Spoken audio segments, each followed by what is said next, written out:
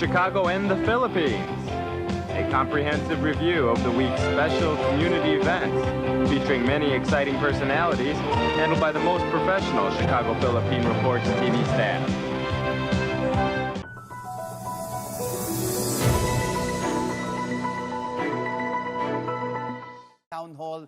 Questions on regional issues, high on the agenda at the KBP's Presidential Forum Friday. The presidential aspirants were asked if they would support the legislation seeking to establish Boracay Island Development Authority or BIDA. BIDA is set to focus on the improvement and development of Boracay as a tourist destination. But the bill has been strongly opposed by groups and local officials of Aklan. Among the 5 bets, only Senator Panfilo Lacson said he will sign the bill if elected president. Lacson cites the need to develop domestic tourism in the country to help spur economic recovery. But for Labor leader Leody de Guzman, there should be a dialogue first with communities that could be affected by it. I will. Kasi importante, ito yung isang essence ng tourism industry. Bigyan natin ng pagkakataon, yung talagang yung tourism area, magkaroon tayong parang tourism estate mentality, no? Na kung saan makapag-attract at ma-develop talaga yung tourism. Kailangan natin yan. Ang kinakailangan lang natin ay sisiguraduhin natin talaga na yung participation ng ating mga komunidad ay mangyari sa mga susunod para na sa ganon ay maririnig yung boses ng lahat ng mga kasangkot sa mga proyektong ating gagawin. Senator Manny Pacquiao, Manila Mayor Francisco Isko Moreno Domagoso, and Vice President Lenny Robredo are all not in favor of approving the bill. The aspirants also presented their plans on how they intend to solve the lack of healthcare facilities in many rural areas, as well as shortage of medical professionals to treat patients. Kung ano ginawa natin sa bagong ospital ng Maynila, no? Gagawin natin sa 17 rehiyon. In less than 34 billion, makapagtatayo tayo ng 17 bagong ospital ng Maynila, 10-story, fully air-conditioned, fully equipped ospital. Dapat talaga meron na tayo mga tertiary hospitals at least per region and per province. Dapat talaga palakasin natin yung community-based na programa sa kalusugan. Siguraduhin po natin na magkaroon ng tertiary hospital ang bawat probinsya, bawat city sa buong Pilipinas at makapagbigay ito ng magandang serbisyo sa ating mga kababayan. At sinusulong po natin yung pag-increase ng salary ng ating mga nurses, doctors. De Guzman stressed that the government should not abandon its responsibility of providing adequate health care, where Lacson believes that it can be solved through proper implementation of existing laws. Dapat magsimula tayo sa pagtrato sa sektor ng kalusugan bilang importanteng sektor at dapat yan ay responsibilidad ng gobyerno. Huwag nating ipaubaya sa mga pribado. Dapat akuin yan ng gobyerno na tiyakin na malaanan ng pondo. Meron na tayong batas, Universal Healthcare Act. Kukomplay lang tayo doon, pondohan natin. Full implementation, full investment, 257 billion pesos. The candidates were also asked if they will continue the infrastructure projects in Mindanao that were started by the Duterte administration. All of them said they will complete the projects, especially if these are already in the pipeline and contracts have been signed. The issue of illegal drugs and the congested penal facilities were also tackled in the forum. May programa po tayo dyan na pagpapagawa ng mega prison para po sa ating mga masisindensyahan, lalo na dito sa korupsyon, doon sila pupunta lahat. At mabawasan yung siksikan doon sa penal colony, doon sa Bilibid Prison. Unang-una, kailangan i-amend natin yung dangerous drugs law para ayusin natin na meron na siyang delineation. Ano ba yung gagawin kung ikaw ay drug user? Ano ba yung gagawin kung ikaw ay drug dependent? Ano ba yung gagawin kung ikaw ay drug pusher?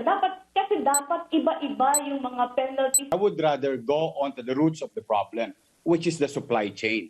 No?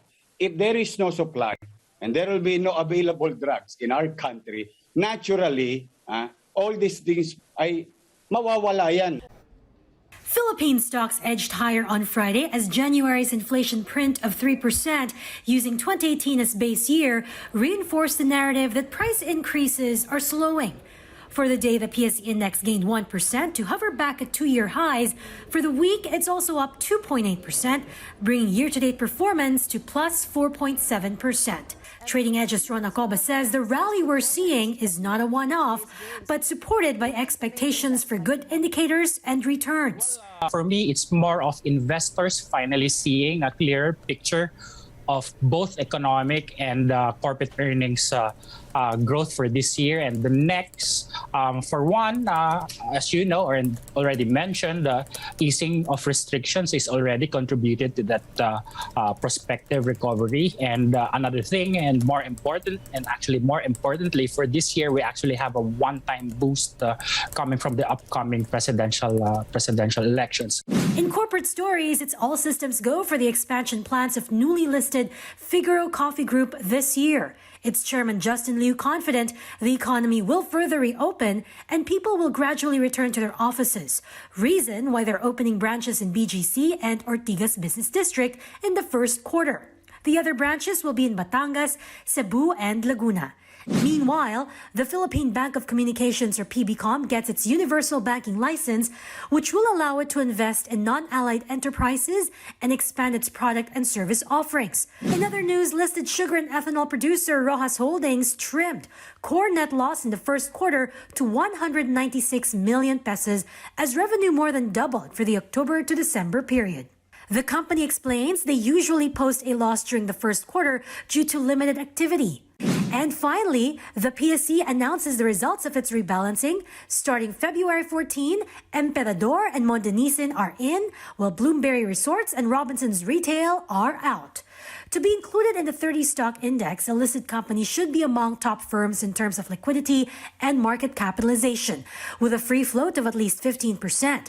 Other relevant financial criteria and eligibility for early inclusion are also considered. PSE President Ramon Monzon says the index review allows them to maintain a roster of companies that best represents the entire market. Get ready for the ultimate in fresh produce, barbecue, seafood, sushi, and more. Meals made easy. Kimchi with wow. Our dishes make you a star. H-Mart.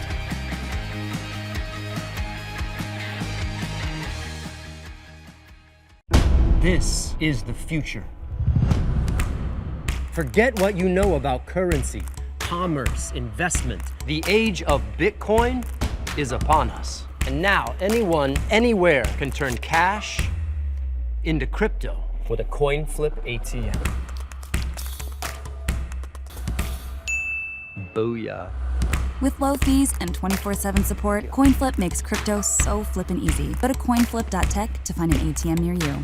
Via Times, vital news, vibrant views for the Filipino Asian communities in Chicago. Via Times for your most interesting and exciting reading and your party coverages.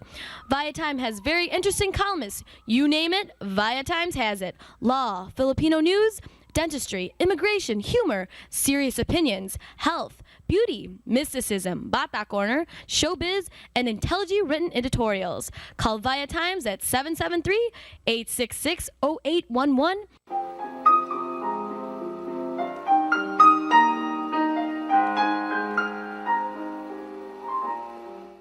Magandang hapon po sa inyo lahat and welcome to Veronica's segment of this show.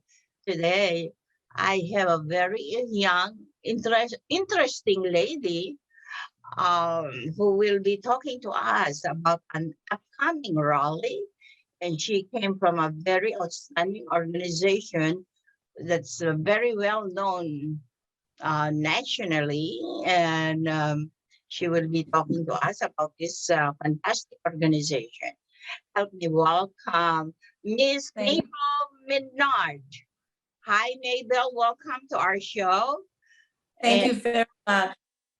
Okay, Mabel is the president of the OCA Advocate Chicago chapter, and she will be talking to us today about what this organization is all about.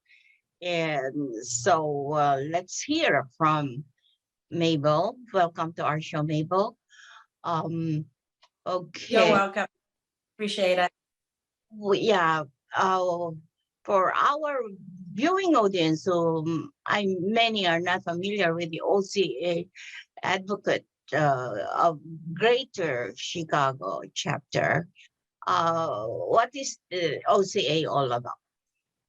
So OCA is a national nonprofit organization based in Washington, D.C. It was founded in 1973 as the Organization of Chinese Americans. But in 2013, we rebranded ourselves to OCA, Asian Pacific American Advocates, as we work with not just Chinese Americans, but Asian Americans, Native Hawaiians, and Pacific Islanders. So now we're actually called OCA, Asian Pacific American. I'm sorry, OCA, Asian Pacific American Advocates. It's a mouthful. The Chicago chapter, because there are so many different Asian American organizations, we focus more on professional and leadership development, but we also work on civil rights and social equity as well. All right. You know what? I'm quite familiar with this organization. I ran across some of its past leaders before in the community. And it's intriguing, but you would think OCA used to stand for Organization of Chinese Americans before. That's what I thought. But now it was changed into something different. But also, you don't have a Chinese or of Chinese ancestry to be with the group, right? Is that so? You don't have to. Actually, a lot of our members are of different Asian ethnicities. We also have some members who are not of Asian descent at all. Yes, because I'm familiar with someone, Filipino, who became the leader of this group at one time, long time ago. Maybe you were not born yet. I was reading your bio, Mabel, and it is quite extensive and very impressive. My goodness, such a young lady, and she has. Can you please tell our viewing audience briefly what you have finished in your educational background? Sure. I have a bachelor's in social science from Radford University in Radford, Virginia, and a master's in clinical psychology, also from Radford. And I have an MBA from the University of Phoenix, and I was actually on my PsyD from the Chicago School of Professional Psychology. Very, very interesting. Okay. This organization, the OCA, for this month is starting, or they are organizing a rally. Right. This is a rally, which is called the National Asian Justice Rally. And it will be held at the end of the month. Oh, really? This week? It's like tomorrow. Yes. Yeah, and on the anniversary, well, let's hear from Mabel about this rally. Okay, Mabel, what is this rally all about? So the rally is going to be tomorrow on the 30th. It's a national rally across 6 cities in the United States to remember the death of 84-year-old Thai grandfather, and I am having a hard time remembering his name right now. If I can look at my notes. Vicha Ratanapakdi, who was beaten and then he died. Actually, he was beaten on the 28th and he died on the 30th. So tomorrow is the 1-year anniversary of his death. But of course, in addition to that, there have been a lot of victims of anti-Asian hate, whether they were harassed, whether they were assaulted, and the fact that there has been an increase in anti-Asian hate and incidents and crimes, we felt that it was really important for us to stand in solidarity and make sure that people are aware that the Asian American community is being targeted for a lot of different reasons. And recently in Chicago's Chinatown, Mr. Woom Sing Jae was walking down the street after lunch, just going to buy a newspaper. And somebody drove by, shot him several times, got out of the car and shot him several times more. I mean, there was no provocation. There was no reason except that it was purely a provocation right in Chinatown, actually on the same block as an elementary school during recess. And then, of course, last week with Michelle Go, who was pushed onto an incoming train in New York. So we're very concerned that not enough is being done, because a lot of times it's really difficult to prosecute hate crimes because it has to be very specific, even though obviously they're assaults, they may be homicides, but to prosecute a crime as a hate crime is a little bit more difficult. And we want to bring attention to all these victims who have been assaulted. And actually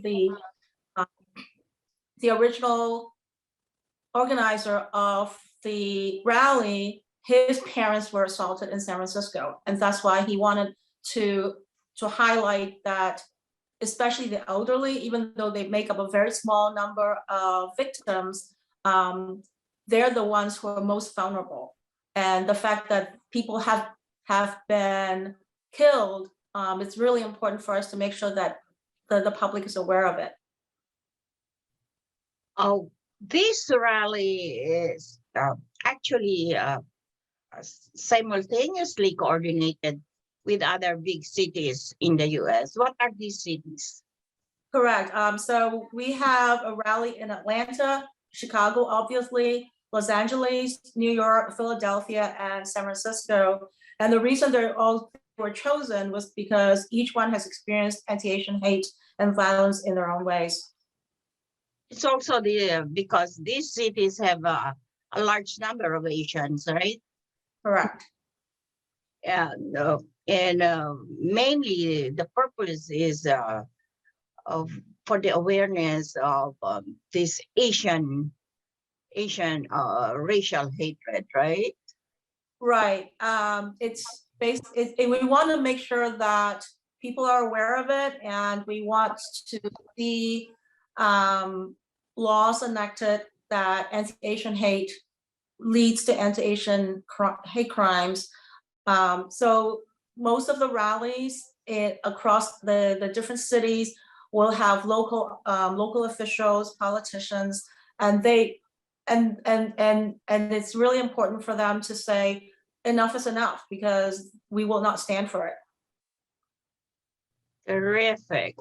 How many members or number of people are you expecting to attend here in Chicago?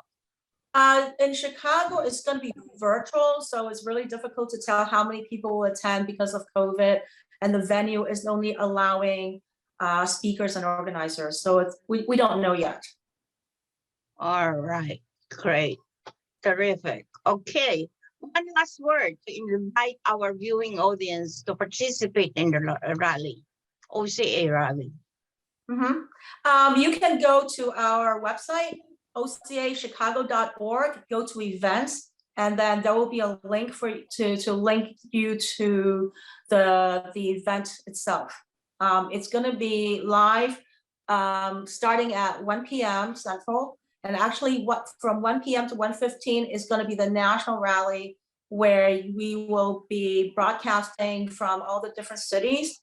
And then between 1:15 and 1:45, that's going to be the local one, where we have local speakers. And then at 1:45, we're going to have a moment of silence. All right, very good, terrific. I thank you, Mabel, for gracing our show today, and thank you for informing us about the Asian Pacific American. Did I say it right? Asian Pacific American advocates. Advocate. It is a mouthful. It is a mouthful. It is a mouthful. Okay, yeah. And I wish you good luck in your upcoming rally, and keep us updated. I will. You can send me an email about it, a picture or so, because we also have a publication named Via Times besides our broadcast. Broadcast Chicago Philippine Reports, EB. All right. Yes, absolutely. And thank you for having me. I thank you so much, and bye. Bye.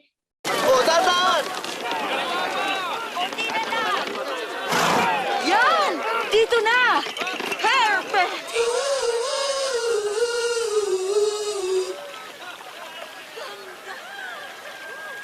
Magandang hapon sa inyo lahat, and welcome to Veronica's segment of the show.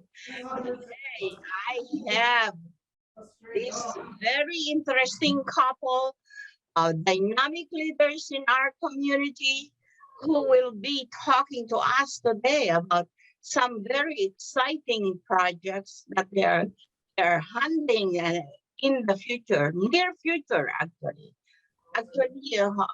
One project has been ongoing this month, and that is a religious project. Okay, let me introduce to you RJ, Torisia, and Johan, his lovely wife, Johan Torisia. Hi, how are you? Did I pronounce your last name right? Torisia? Yeah, of course. Hello, Tita B. Hello to everyone. It's nice talking to you. Thank you for having us, Tita. Thank you for having us. Okay, I invited you to the Cprtv show today because I've noticed on my Facebook account that you guys have been so active celebrating the Santo Nino, or Baby Jesus fiesta this month. And for those who are familiar and for those who are not familiar about this event, will you please tell our viewing audience about the Santo Nino fiesta, or what they call, there's another name about that. But will you please, guys, welcome to our show. Thank you.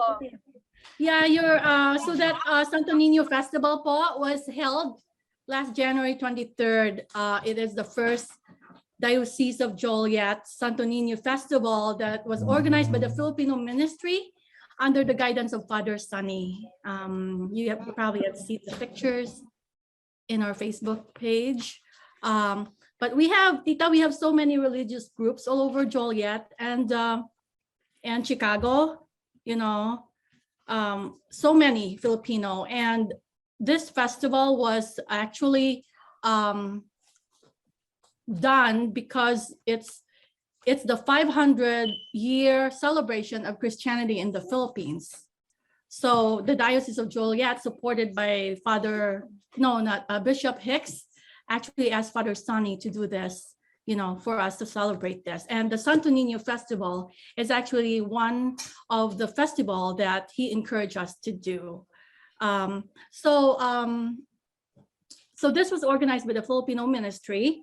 And it is really to unite all Filipino devotees to celebrate the 500 years of Christianity, just like I said.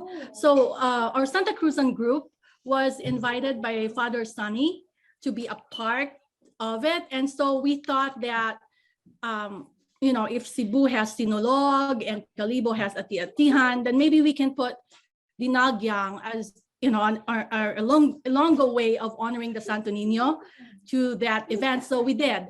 So it was great to involve in the young Filipinos, American Filipinos, in this event as well. So that's what we did. I actually sent you the clip of that video, and they did really some great. pictures. Yeah.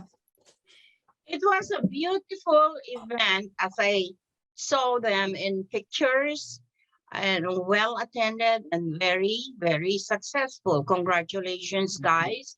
In organizing this kind of big religious event, what did you guys have to have? A lot of time, a lot of energy, a lot of props, I bet. What did you do in preparation for this event? So we did a lot. We, just like you said, Tita, we need a lot of time. And we did need a lot of effort. First of all, what we did was we have to talk to Father Sonny and, you know, discuss what we need to do.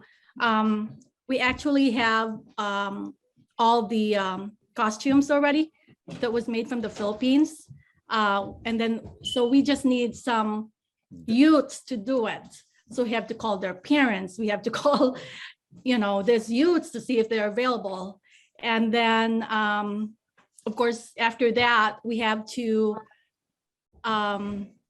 Practice. Call them and practice. We only practice like an hour a day before the festival, and they did really good. So yeah, so we appreciate the parents' time and the youth's time.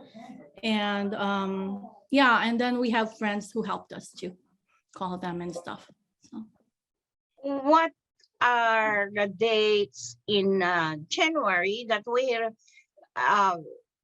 really have to really observe the Santo Nino Festival? What days? Fourth, I think it's the third or fourth day. week of January.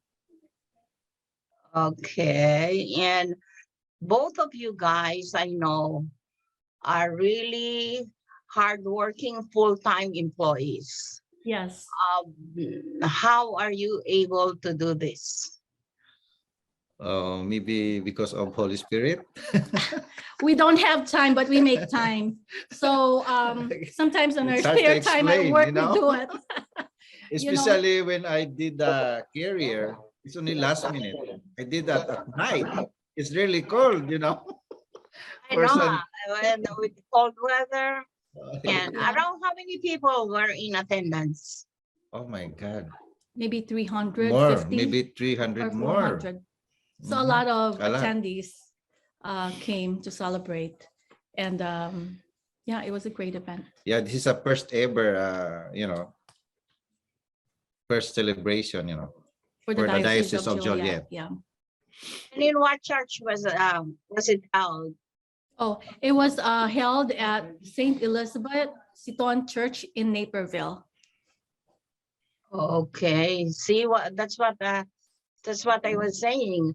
Just for both of you organizing it and working on this project, that is really a lot of work just for a couple of people. Congratulations to you for doing something like that. And I could see in your backdrop that you are really both religious, and all those images of saints that you have there. I really appreciate what you guys are doing. Salute. I salute you. Okay. Thank you, Tita. Thank you, Tita B. Before we sign off, there is another upcoming religious project that you guys are doing, which is called the Lagyang Festival. This is another ethnic, Filipino ethnic kind of festival in the Visayas, where these two were held. And okay, Joanne and RJ, please tell us about the upcoming Lagyang Festival. Yes, po. So this event is actually called the Santa Cruzan Cultural Fashion Show 2022. It is actually, we're very excited for this event. This is the first time we're going to stage this, and we were like, oh boy, why are we gonna start this? But our goal really is to encourage our youth to, you know, specifically our Filipino American youth, to participate in their culture and to educate them about their faith and culture. So So this fashion show, we want this fashion show to be unique in a way that we want to support our own Ilonggo designers and introduce them and their creation to Chicago. So there are several parts of the fashion show. There will be Filipiniana, Terno. or modern Filipiniana Filipina. fashion show. And we probably have like 12 More. Maybe 12 or probably, more yeah. models already, aging from 20 and below, that are doing this. They will be highlighting the fashion show. And the rest are like the Santa Cruzan Sagalas. I don't know if you're familiar with the Santa Cruzan. They're different ages. So we'll have kids who will do the fashion show in the beginning, and then there will be men that will do the barong portion of it. And then it will be highlighted by this 12 models that will be doing the Lagyang Festival 14, as well. 14. Is it 14 now? Yeah. So it keeps adding. So the models keep adding. So there's probably 14 models now that will showcasing the Dinagyang. Dinagyang Festival as well as the modern day Filipiniana that was created for us by our Ilonggo designers. That's what I'm saying, guys. These two, this couple are really so fantastic in doing such a big project. This is a huge project, I'm telling you, because you're talking about a fashion show, showcasing a fashion show, and also a religious festival at the same time. Yes. And that's another just lots of work right now, the way I can imagine. Okay, so when will this festival be held? So the Santa Cruzan Cultural Show will be held on April 2nd at Ashton Place in Woodridge, Illinois, from 7 p.m. to like 12 a.m. So the tickets, should we say it now, Tita? Yeah. Ticket? Yes. So the donation is $60. You can call RJ or me for tickets, or Ryan Tijero. The number should be on our FB page, or you can call us at 815-272-3758 or text us. But then again, you can always see all those information at our FB page, the Santa Cruzan Cultural, what is it? Cultural Group of Greater Chicago. And also our Santa Cruzan is coming May. What? May 29th, right? Yes, Tita. So so this fashion show is to benefit our future Santa Cruzan activities, as well as to benefit the Typhoon Odette victims, specifically Father M.M. Cerna's town in Cebu City, as well as the Queen of Heaven missionaries that are protecting the abused children for sex trafficking and poverty. So those are our beneficiaries for this fashion show. So are we talking about two events here, one in April and another one in May? Yes, po. So our Santa Cruz fashion show will be on April 2nd, and that's to benefit. That's a fundraising event to benefit our May. May is like Flores de Mayo, right?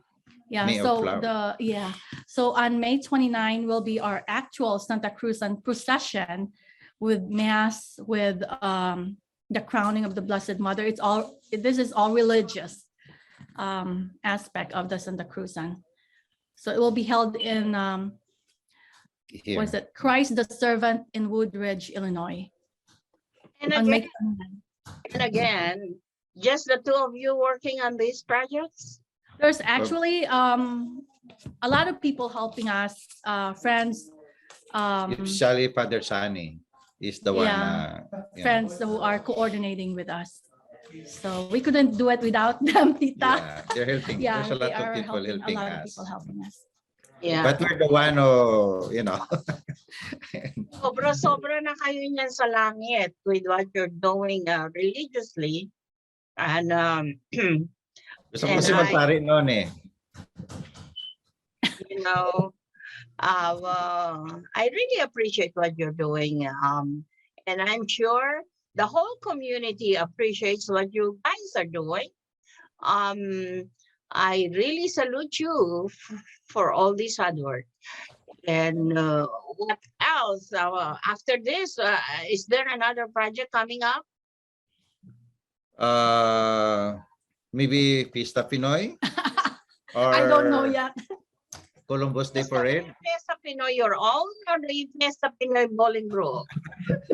Yeah, the Fiesta we will Pinoy think Bowling Tito Group Robin. po. We support them too. Yeah, we We support support them them po.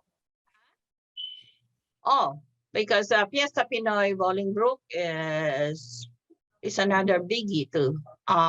Yeah, we support them. Yeah. Okay, so anyway, I really appreciate what you guys are doing. I thank you. Thank you so much. Maraming salamat. One last word. Thank you po. Yeah. Want to say something? About the costume for, you know, we have, can you tell us? Can you tell Tita B about the costume? Yeah. Oh, what are number 3 costume. talking about Filipino costumes, right? Yes, Tita. So yesterday we had a news from the Philippines. So one of our designers, his name is Tata Paul Penuela. He's an award-winning Ilonggo designers. So he designed the 3 costume gowns that he made for the Bidding Pilipinas, and one of them was like labeled as best in costumes in recently Miss World 2021. And Palmares. Yeah. So he decided yesterday to send those costumes to us for display at our events. So it'll be we're very excited for that, and we're very thankful. Because it never happened in Chicago, or it has never happened before that he had let somebody do this, you know.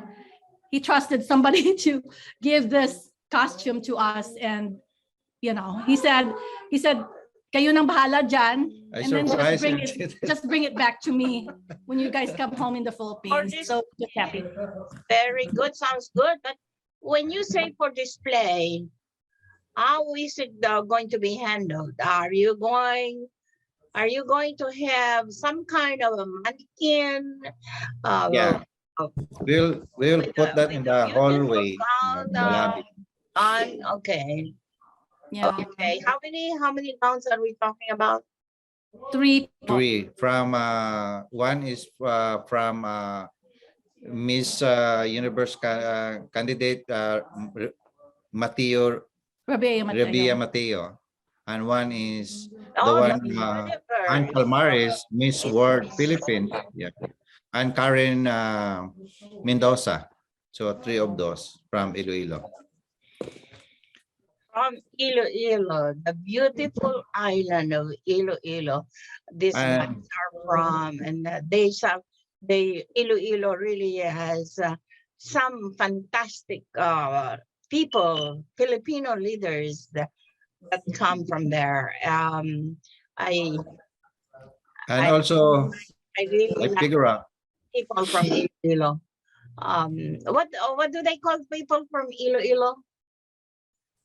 Ilonggo?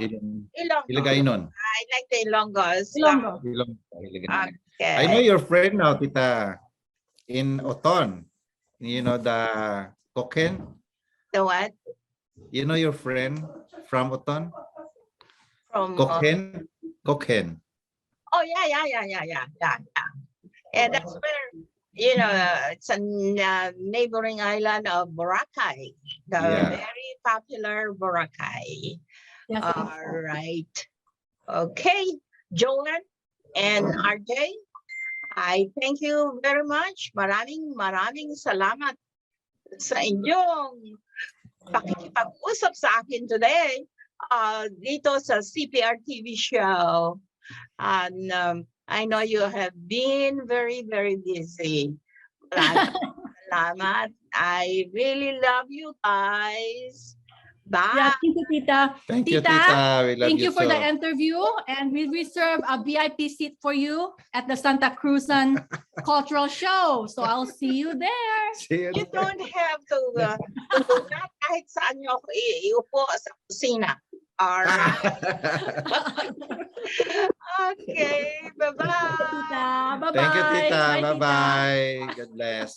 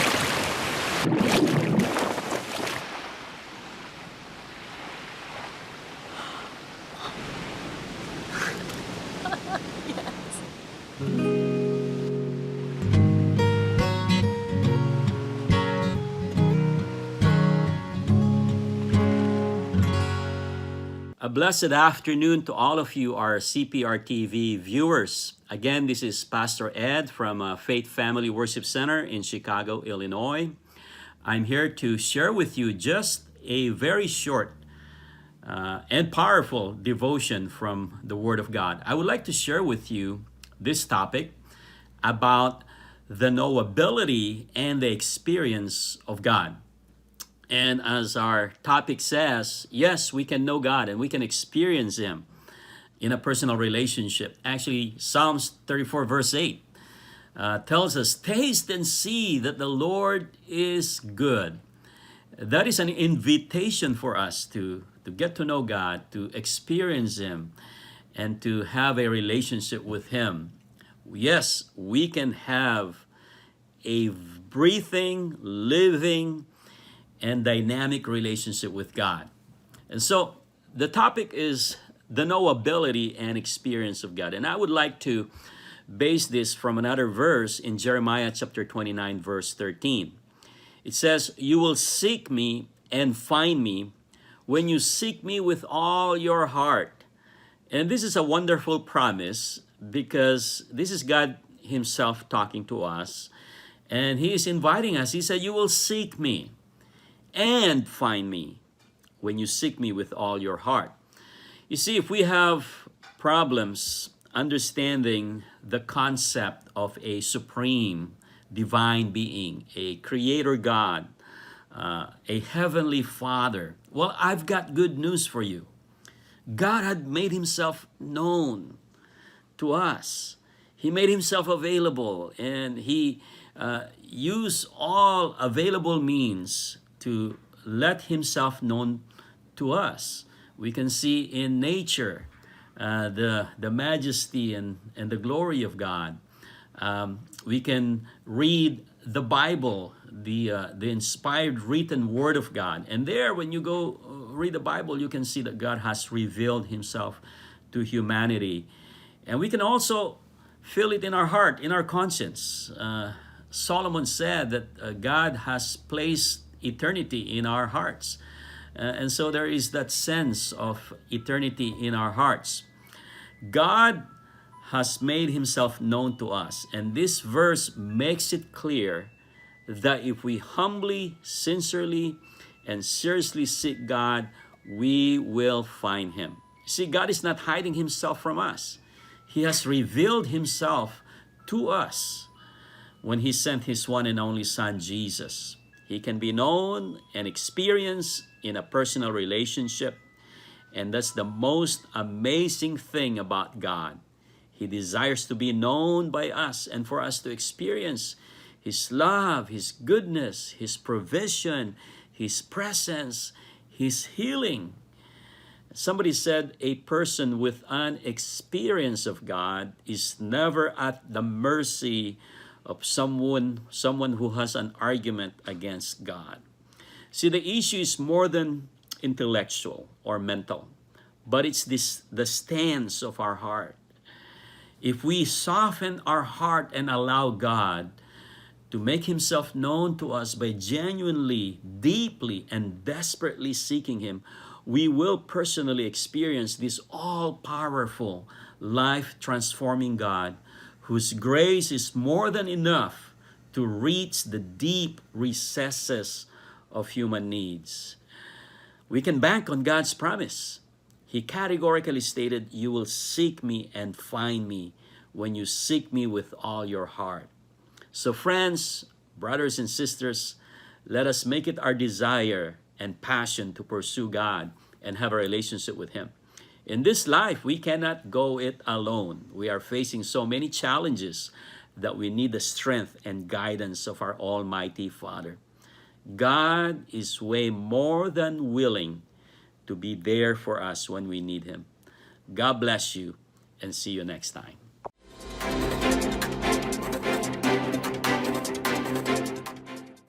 Good afternoon. This is Bridget Karina Quadro bringing you this week's local news from our community. Former Miss USA Chelsea Christ died Sunday morning, her family and police said. She was 30 and she died after jumping from a building in Manhattan, according to New York City Police Department. Christ was an attorney who sought to help reform America's justice system.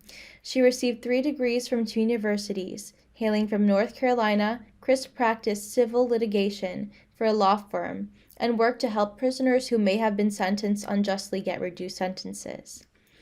Christ, who was licensed to practice in 2 states, earned her law degree and MBA from Wake Forest University and completed her undergraduate work at the University of South Carolina, where she was a track athlete. Christ also worked as a correspondent for entertainment news site Cprtv. Divuno and an employee faced charges for allegedly selling fake coronavirus vaccination cards and entering them into a state database. Authorities say the pair from Long Island left behind a ledger recording profits of more than $1.5 million in less than 3 months. Divuno, 49, and Marissa Uraro, 44, were arrested last week and charged with forgery. Divuno is also accused of offering a false instrument for filing, which involves knowingly submitting false information to a public office. Prosecutors say the nurses charged $85 for each false entry for children and $220 for adults. Divuno and Uraro have pleaded not guilty, according to their lawyers. America's wealthy family dynasties are poised to hoard $21 trillion in wealth between now and 2045, using huge loopholes in wealth transfer tax rules, a New American for Tax Fairness, ATF, report finds. Moderate reforms that would have marginally reduced the size of huge fortunes as they flow down the generations were briefly included in the Build Back Better BBB legislation, but pulled before the bill passed the House of Representatives in November. The report estimates there should be as much as $8.4 trillion in foregone revenue from estate, gift, and generation skipping tax avoidance by dynasty trusts between now and 2045 based on the current estate tax rate of 40%. Most or all of this is legal due to huge loopholes built into the tax system over the years, in some cases by clever tax lawyers and in others by Congress. Dynasty trust is the term for a variety of wealth accumulating structures that remain in place for multiple generations to ensure their fortunes cascade down to children, grandchildren, and beyond, undiminished by wealth transfer taxes. They typically are employed by estates of $10 million or more. The U.S. Centers for Disease Control and Prevention on Monday advised against travel to a dozen countries because of high rates of coronavirus infection, including Mexico, Brazil, Singapore, Ecuador, Kosovo, Philippines, and Paraguay. The CDC now lists nearly 130 countries and territories with COVID-19 cases as level 4 very high. It also added Anguilla, French Guiana, Moldova, and St. Vincent and the Grenadines to its highest level on Monday. The U.S. Department also raised its travel advisory for Mexico and some of the other nations listed by the CDC to level 4 do not travel.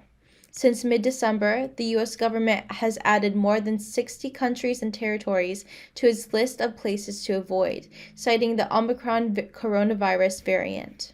Immigrant rights activists, public health advocates, and community allies will hold a press conference calling on U.S. Immigration and Customs Enforcement (ICE) Chicago Field Office Director Sylvie Renda to approve release requests for individuals who remain detained at McHenry County and Kankakee County jails in Illinois following the termination of those facilities' ICE detention contracts. The groups will share a letter echoing these demands that was sent Friday by 7 Illinois members of the U.S. House of Representatives to Homeland Security Secretary Alejandro Mayorkas and ICE Acting Director Tay Johnson. Illinois' last ICE contracts were winding down as a result of last year's passage of the Illinois Way Forward Act. Nearly 3,000 people have signed a petition demanding the Biden administration release immigrants in Illinois jails, rather than transfer them to detention centers out of state, a dangerous move during a COVID surge, which also further prolongs the anguish of family separation and horrifying conditions already faced by people in ICE custody. That's all for today. Thank you for watching our news this week. This is Bridget. See you next time. We would like to welcome all of you to Baladna Jewelry. We have a very big selection of 21 karat gold jewelry imported from the Middle East, from Dubai, Saudi, and Bahrain. And we have a very big selection of diamond. We offer free financing for 6 months, and we have a layaway system which you can leave your stuff for 3 months. We repair gold and we buy old gold. Welcome to Baladna Jewelry. Salamat po!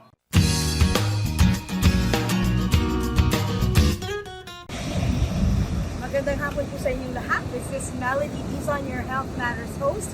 And folks, guess where I'm at? I'm in paradise. Yes, literally we do have paradise on earth. And currently at Oahu in Hawaii. That's how they say it, Hawaiian people, Hawaii.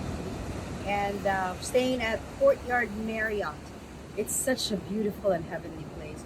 I know that the weather out there is not the greatest, but you know, sometimes you have to unplug. I have to unplug and just come out and find my peace again and my soul and all that. So I know it's the start of the new year. There are a lot of things that maybe you have put on your list to do, to accomplish, and to make. The one thing maybe I want to impart to you is mental health, the importance of mental health. So mental health, as we know, is taking care of yourself first, priority. Prioritize your own happiness, prioritize your own peace. So not that you will be selfish, but there is such thing that we call self-preservation. There are things that we call self-love, not in a selfish way, but in a way that when you overextend your heart or your love or your care for someone, it doesn't do good to you, because then you also get depleted with everything that you got. You can't give what you don't have, is what they always say. So make sure that you keep your stores within, you know, your happiness, your peace, your contentment in life has to be at a certain level at least, otherwise it'll spill over, and anything that spills over, be it good or bad, will translate on how you're going to live your life. We know that there's so many things that's still going on with the Omicron and stuff, and really nobody has a control over that. The only thing that we have a control of is how we deal with things, how we respond to things. So instead of looking at things that are we can complain about. Maybe we start looking at things we can be thankful about. Help other people, always extend a helping hand. And again, the primary thing that I really want to drive is your own self-preservation, your self-love. You want to be able to make time for yourself. You want to be able to acknowledge things. You want to be able to accept things as they are, so you can move forward, so you can move on and deal with your life. So those were just my thoughts, coming here and letting myself just soak in the moment and soak in whatever I have to, enjoy. So I was with great people. I was with great company, great location, great weather. Everything was great. And I realized there will always be something that one can complain about. But you know what? Despite everybody else is complaining, there will always be many things to be thankful for. So, folks, if there's anything that I'm so thankful for, it's you, the televiewers. You've been with us for so many years, for the support you've given to Tita V and everybody else's at the Chicago Philippine Reports TV. We truly appreciate it. And I just hope moving forward that we will, continue on just one day at a time, one foot forward, then the next. I guess that's how we're gonna be able to deal with this whole thing. So again, Paul, this is Melody Dizon. I'm coming from Hawaii, and I'll see you guys next week. Take care. Bye.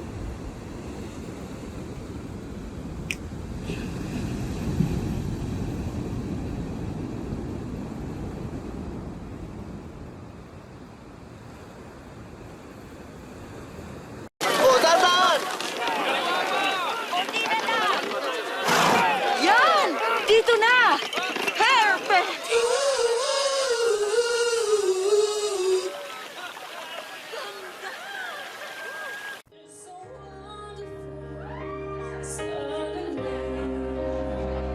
It's hard to believe.